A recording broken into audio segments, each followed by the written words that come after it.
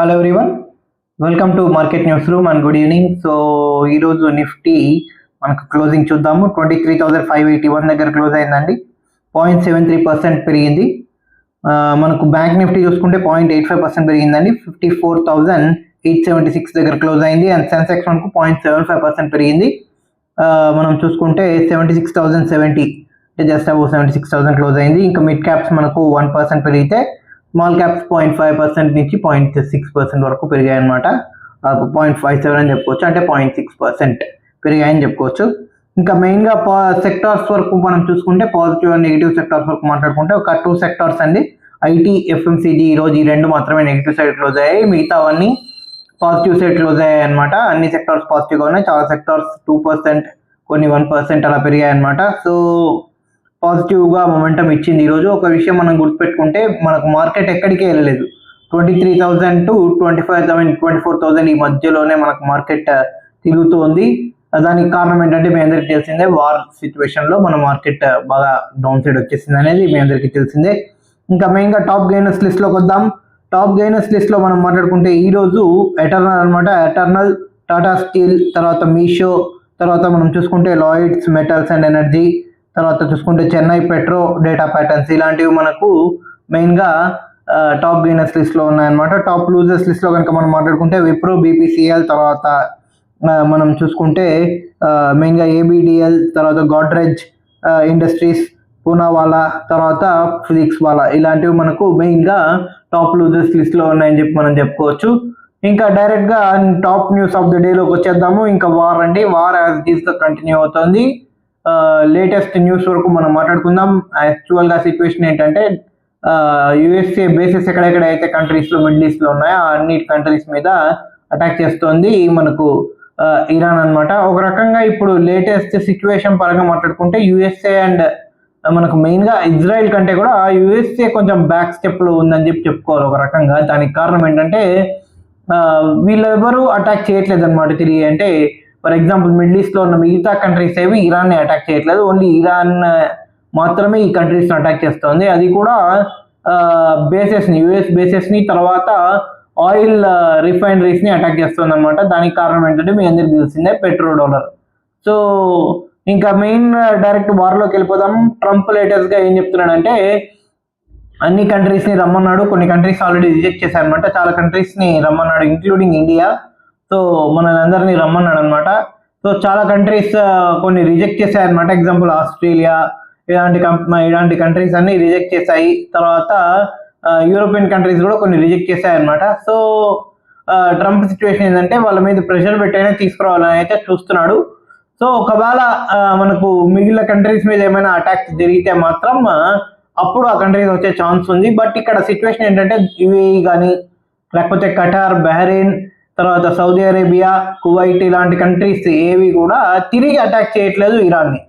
So ఇది మనం గుర్తుపెట్టుకోవాలి. ఒకవేళ అన్ని కంట్రీస్ ప్లస్ యుఏఈ కూడా తిరిగి అటాక్ చేస్తే అది మెయిన్ ఇంకా ఎక్కువ అయిపోతుంది. యుద్ధం అనేది చాలా అవుట్ ఆఫ్ కంట్రోల్ వెళ్ళిపోతుంది అనమాట. సో లేటెస్ట్గా ట్రంప్ టార్గెట్ ఏంటంటే కార్గ్ ఐలాండ్. సో ఈ కార్గ్ ఐలాండ్ అనేది దాదాపు 30 కిలోమీటర్స్ అనుకుంటాను, 25 to 30 కిలోమీటర్స్ ఇరాన్ కోస్ట్ నుంచి దూరంలో ఉంటుంది ఈ ఐలాండ్. మెయిన్గా ఇది ఆయిల్కి సంబంధించిన ఇంపార్టెంట్ కంట్రోల్ అనమాట. ఎందుకంటే మనకు మెయిన్గా ఆయిల్ ఎక్కడెక్కడైతే మనకు ఇరాన్లో నుంచి తీస్తారో, జనరల్గా ఇరాన్ ఆయిల్ ప్రొడ్యూస్ చేస్తాం కదా, సెకండ్ లార్జెస్ట్గా ఉంది. సో ఇరాన్ నుంచి వచ్చే ఆయిల్ అంతా ఈ ఐలాండ్ దగ్గరికి వచ్చి ఈ ఐలాండ్ నుంచి మనకు డిస్పర్స్ అవుతుంది అనమాట అన్ని కంట్రీస్కి. సో ఇప్పుడు ట్రంప్ ఏమంటే ఈ ఐలాండ్ని టార్గెట్ చేశాడు. ఆల్రెడీ ఈ ఐలాండ్లో మిలిటరీ ఇన్ఫ్రాస్ట్రక్చర్ మీద ఆల్రెడీ బాంబింగ్ చేశాడు. సో లేటెస్ట్ టార్గెట్ ఏంటంటే ఈ ఐలాండ్ని మేము క్యాప్చర్ చేస్తాము, గ్రౌండ్ లెవెల్లో మనకు మెరైన్ ఫోర్స్ని పంపించి మేము క్యాప్చర్ చేస్తామని చెప్పి చెప్తున్నాడు అనమాట. ఒకవేళ అది జరిగితే కనుక ఖచ్చితంగా చైనాకు లాస్ అని చెప్పొచ్చు. బట్ ఆయిల్ కొంచెం ఈ స్ట్రైట్ ఆఫ్ హార్మస్ ఏదైతే ఉందో అది కొంచెం యుఎస్ఏ కంట్రోల్లోకి వచ్చే ఛాన్స్ ఉంటుంది. అప్పుడు కొంచెం టాక్స్ జరిగే ఛాన్స్ ఉందని చెప్పి నేను చెప్పుకోవచ్చు. లేదంటే టాక్స్ కూడా పెద్దగా జరగట్లేదు అనమాట. ఇరాన్ వాళ్ళు కూడా ఇష్టపడట్లేదు మాట్లాడడానికి. సో యుఎస్ఏ ఏం చేస్తుంది అనేది చూడాలి. సో యుఎస్ఏ డైరెక్ట్గా ఇంకా హెవీ బాంబింగ్ చేస్తుందా, లేకపోతే ఎక్కడ అటాక్స్ చేస్తుంది, ఏం చేస్తుంది అనేది చూడాల్సి ఉందన్నమాట. సో ఓవరాల్గా వార్ సిచ్యువేషన్ ఇదనమాట. అండ్ క్రూడ్ ఆయిల్ కూడా మనం చూసుకుంటే 100 పైకి వెళ్ళిపోయింది. కొంచెం కంట్రోల్ అవుతుందని చెప్పుకోవచ్చు. యాక్చువల్గా 105, 110 ఇలా దాటి వెళ్తుందా అని అనుకున్న ప్రతిసారి ఏదో ఒక న్యూస్ రావడము, ఆ తర్వాత అది కొంచెం కూల్ ఆఫ్ అయ్యి తిరిగి 101, 102 దగ్గర ప్రస్తుతానికి మనకు ట్రేడ్ అవుతుంది అనమాట. $102 per barrel.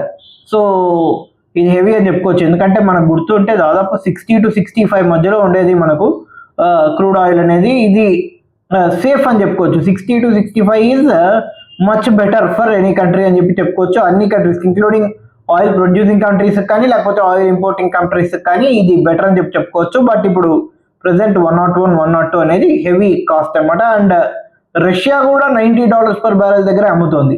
ఇది మనం గుర్తుపెట్టుకోవాలి. ఎందుకంటే వాళ్ళ మీద విపరీతమైన ప్రెషర్ పడే ఛాన్స్ ఉంటుంది, ఆటోమేటిక్గా లోడ్ పడే ఛాన్స్ కూడా ఉంటుంది. కాబట్టి వాళ్ళు కూడా దీన్ని ప్రాఫిట్గా చూస్తున్నారు అనమాట. ఓవరాల్గా వాళ్ళు they have the right. So ఖచ్చితంగా వాళ్ళైతే ఇలా చేస్తున్నారు. సో చూడాలి ఎప్పుడు ఇది కూల్ ఆఫ్ అవుతుంది ఏంటనేది చూడాల్సింది ఉందన్నమాట.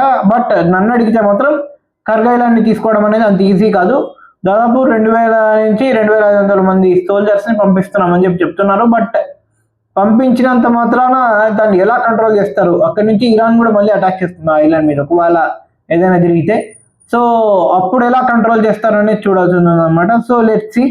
ఇంకా మెయిన్గా మనకు రూపీ వరకు వస్తే రూపీ వచ్చేసి మనకు 92.36 దగ్గర ఉందండి.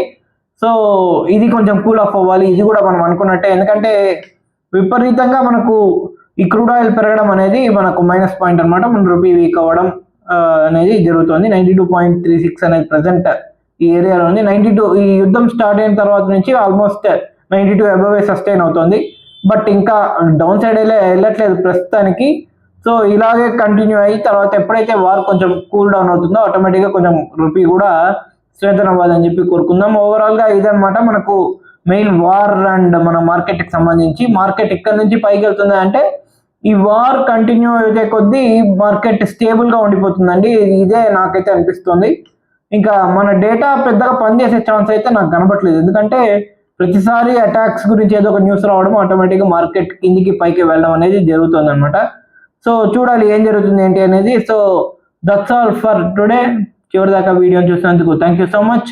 మీకు మా కంటెంట్ నచ్చినట్లయితే లైక్ చేయండి, వీడియోని షేర్ చేయండి అండ్ ఛానల్ కూడా సబ్స్క్రైబ్ చేసుకోండి. మళ్ళీ రేపు మార్కెట్ అనాలిసిస్ వీడియోలో మళ్ళీ కలుద్దాం. అంటే then take care, bye bye and good night.